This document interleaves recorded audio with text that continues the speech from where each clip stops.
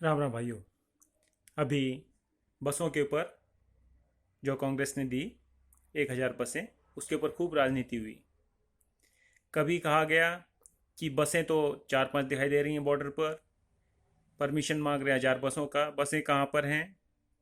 जब आपको लिस्ट दे दी है आप उनकी परमिशन दीजिए और उन्हीं गाड़ी को पास कीजिए, बात ख़त्म थी। फिर आपको बसें दिखाने के लिए वो बसें लाई गई। जब बसें लाई गई तो आपने उन बसों को नहीं देखा, बल्कि उनके ऊपर दूसरी सियासत कर दी। आप कहते हैं कि राजनीति कांग्रेस पार्टी खेल रही है। जी हाँ, खेलना वर्ड यहाँ पर ठीक नहीं है। राजनीति करने के लिए ही कांग्रेस पार्टी है, और ये सुनिश्चित करना कि वो जो राजनीति कर रही है वो लोगों के हित में हो, ये पार्टी की जवाबदारी है। तो जो राजनीति कांग्रेस पार्टी ने की वो गरीब विस्थापित मजदूरों के हित में थी, और उनको उनके घरों पर पहुंचाने की कोशिश थी। उसमें अपेक्षित था कि योगी जी उन बसों को परमिशन दें, और उसके बाद कांग्रेस पार्टी अपने वर्कर्स के साथ नियम से ये भी चेक कर सकती थी, भाजपा सरकार या योगी सरकार, कि वो क्या नियमों का पालन कर रहे हैं, लोगों को डिस्टेंस मेंटेन कर रहे हैं, लोगों को मास्क पहनाए जा रहे हैं नहीं पहनाए जा रहे हैं। तो वो चीज़ें ध्यान रखनी थी। लेकिन उन्होंने क्या देखा? उन्होंने देखा कि इसमें 879 बसें हैं, बाकी टेम्पू हैं, गाड़ियां हैं, एम्बुलेंसेज हैं, दूसरी चीज़ें हैं। हालांकि उसमें भी कोई गलती नहीं थी, लेकिन फिर भी आपने कहा कि 1,000 बसें नहीं है, कुछ उनमें गाड़ियां भी हैं, टैक्सी भी हैं, और टेम्पो भी हैं, तो एम्बुलेंसेस भी हैं। तो आपको ये समझना चाहिए कि जब मजदूर जाएंगे, किसी की रास्ते में हालत ख़राब हो जाएगी तो उसको एम्बुलेंस भी चाहिएगी। कोई बुजुर्ग है, कोई बीमार है, उसको एम्बुलेंस भी चाहिएगी।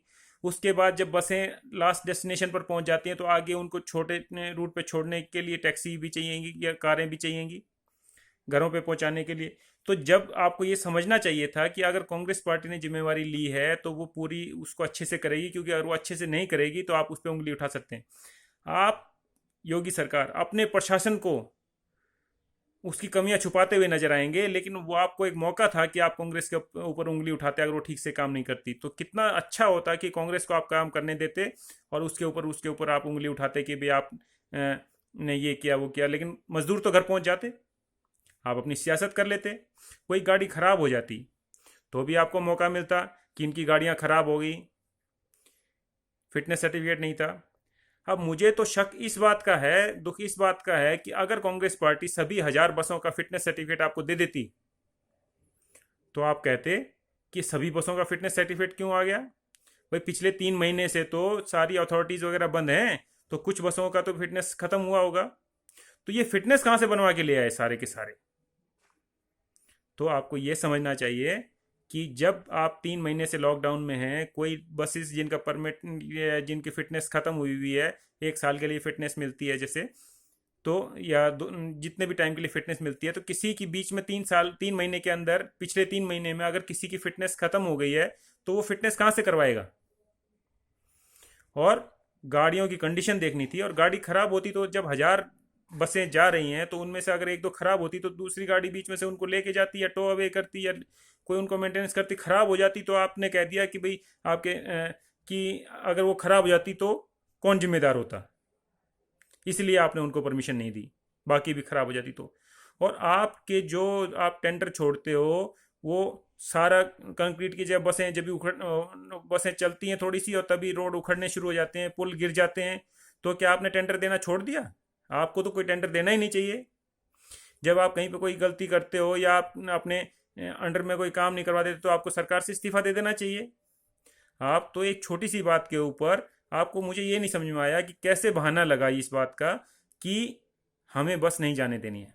आप कहते हैं कि भाई आपने 1,000 बस दिए, अगर आपको राजनीति करनी है और आपकी सरकार है तो आप 5,000 बसेस लगा देते, लेकिन आप बहानेबाजी ढूंढने लगे। दूसरी बात, आपने सोचा कि यहाँ से सारे मजदूर चले जाएंगे तो यहाँ पे श्रमिकों की कमी हो जाएगी और फैक्ट्री इंडस्ट्री मालिकों को दिक्कत हो जाएगी।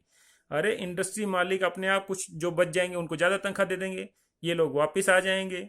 जो जाएंगे वापस भी आएंगे, लेकिन आप रोक रोक के रखेंगे तो क्या जबरदस्ती इनसे काम करवा लेंगे?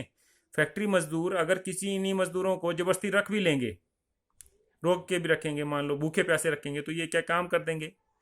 काम तो ये तभी करेंगे जब आप इनको पूरी आज़ादी के साथ जाने देंगे और आने दें। अपनी मर्जी से आके काम करता है आदमी, आप किसी को बांध के नहीं काम करवा पाएंगे। वो बंधुआ मजदूर तो है नहीं, ऐसा तो है नहीं आपकी कंडीशन की फैक्ट्री मालिक कोड़े मारेंगे और काम करवा लेंगे। तो आपको ये चीज़ें समझनी चाहिए। मजदूर जब काम करता है उसको भी ज़रूरत होती है, और फैक्ट्री वाला है उसको भी ज़रूरत होती है। ज़्यादा दिक्कत थी तो अपने लोगों को खाने पीने का देना चाहिए था, ताकि लोग विस्थापित होकर भागे नहीं।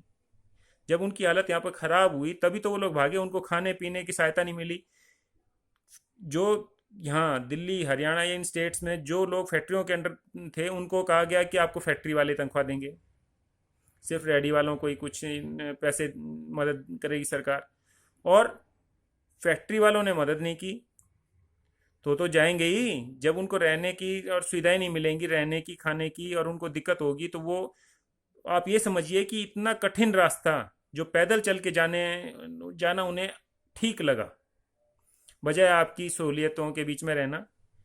जो आप कह रहे हैं सो कार सहूलियत, जिसकी वजह से आप उनको तो नहीं रोक पाए जो ट्रकों में 60-60 आदमी भर के जा रहे हैं, जो कंक्रीट मिक्सचर के अंदर अंदर भर के बंद, उसमें 10-10 12-12 लोग, 15-15 लोग जा रहे हैं छुप छुप करके। उनको आप जाते हैं तो वो तो सब ठीक है, उसके लिए आपका प्रशासन जिम्मेवार नहीं है। लेकिन जब कोई आदमी आपको लोगों को पहुंचाने की बात करता है तो उसमें आपको राजनीति नजर आती है। राजनीति आपको उनको भेजने देना चाहिए था, उसके बाद राजनीति करते आप। आपको ये समझना चाहिए कि कुछ बसों के फिटनेस नहीं भी होंगे, क्योंकि पीछे 3 महीने से फिटनेस नहीं ले सकते हैं आप, आपके अथॉरिटीज़ वगैरह बंद हैं। कुछ गाड़ियाँ छोटी भी होंगी क्योंकि लोगों को आगे अलग अलग डेस्टिनेशन पे भी पहुँचाना होगा, सिर्फ मेन सिटी में नहीं पहुँचाना होगा। कम लोग हो जाएंगे तो आगे उनको अलग अलग डेस्टिनेशन पे भी पहुँचाना होगा। तो ये सब चीज़ें समझनी चाहिए थी। उधर आपके मंत्री कहते हैं दिनेश शर्मा जी कि इनकी बाकी बसें भी खराब होंगी।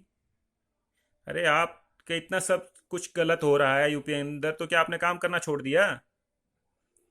आप कह रहे हैं, कोई नेता ये कहते हैं कि जो राजस्थान से बसें आई हैं तो वहाँ से लोगों को लेके आ जाती। उधर आप जो ये अभी निष्कासित की है अदिति रायबरेली की विधायक, वो क्या कहती है कि आपको राजस्थान से निकाल के यूपी बॉर्डर पर छोड़ देना चाहिए था, बाकी आगे की सरकार समझती। अरे इस तरह से छोड़ना होता तो पार्टी को आगे इनिशिएटिव लेने की क्या जरूरत थी?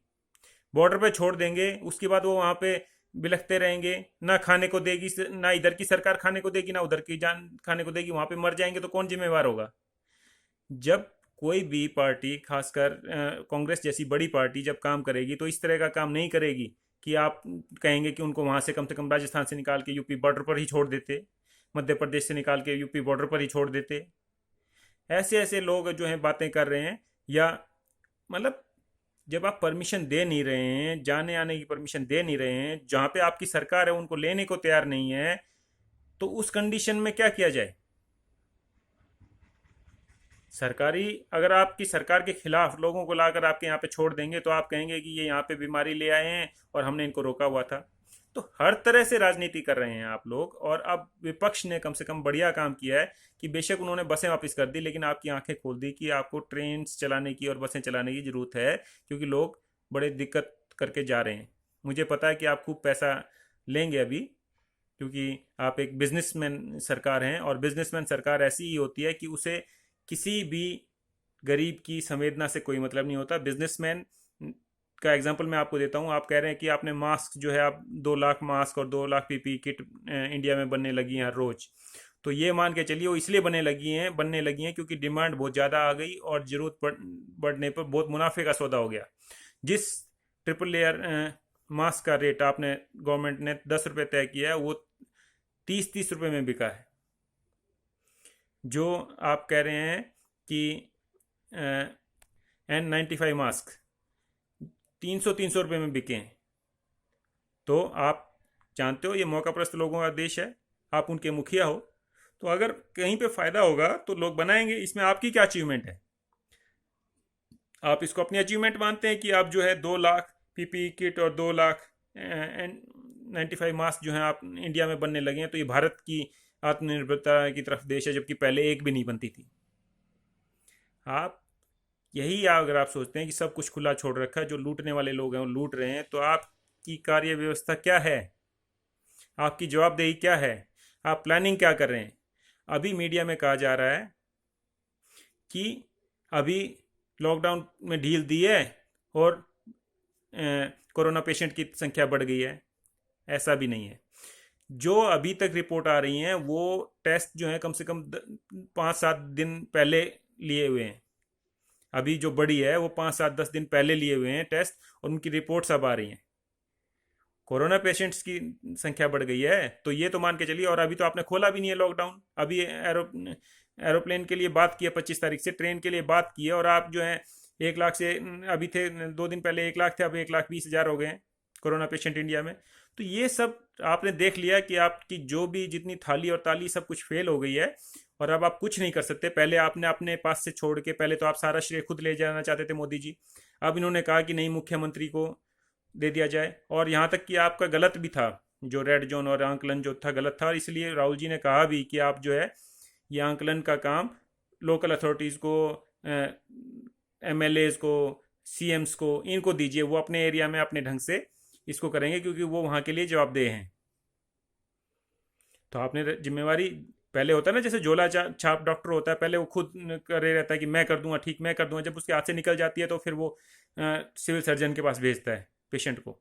तो ऐसा ही कुछ आपका है। पहले आप सोचते हैं कि कुछ नहीं है, जब तक आपको लगा कि कोरोना तो ऐसे ही हवा में चला जाएगा, गर्मी में ख़त्म हो जाएगा, तब तक तो आप मोदी सबसे आगे, मोदी सबसे आगे।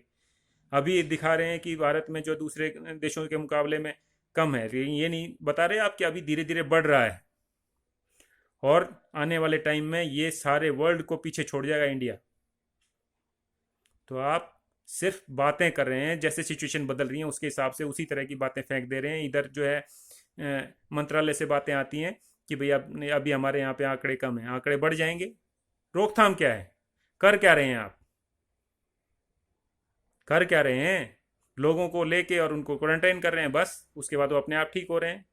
उनके अंदर फाइट करने की जिसमें ताकत है। हाँ, यहाँ पे लोगों को इतना इतना मेडिकेटेड तो थे नहीं जैसे यूएसए या इटली में थे, कि भाई लोगों को बिल्कुल थोड़ा सा भी एक्सपोजर मिला बीमारी का और बीमार हो गए। यहाँ पे तो पहले ही रफ टफ लोग हैं, सादा पानी पीते हैं नलके से निकाल के, तो उनके इम्यूनिटी सिस्टम तो स्ट्रांग है ही। ये जो मजदूर जा रहे हैं इनका इम्यूनिटी सिस्टम स्ट्रांग है। लेकिन आपने इनको खुला छोड़ दिया, और यहाँ से जब जो है कोई 1200 किलोमीटर, 1000 किलोमीटर पैदल जाएगा तो रास्ते में कोरोना नहीं पकड़ेगा वो कहीं से भी। उसको उस कोरोना से बचाने, ताकि वो कोरोना से संक्रमित ना हो, पैदल चल के इतनी दूर ना जाए, उसको डायरेक्ट बस देकर यहाँ से बिठाने की कोशिश थी कांग्रेस पार्टी की। उसमें आप लोगों को कहा कि ये राजनीति चल रही है। ऐसी ही राजनीति आपको भी करनी चाहिए। आपको भी और बसें देनी चाहिए थी। उन्होंने 1,000 दी थी, आप 2,000 देते, 4,000 देते, 10,000 देते, और लोगों को पहुंचा देते।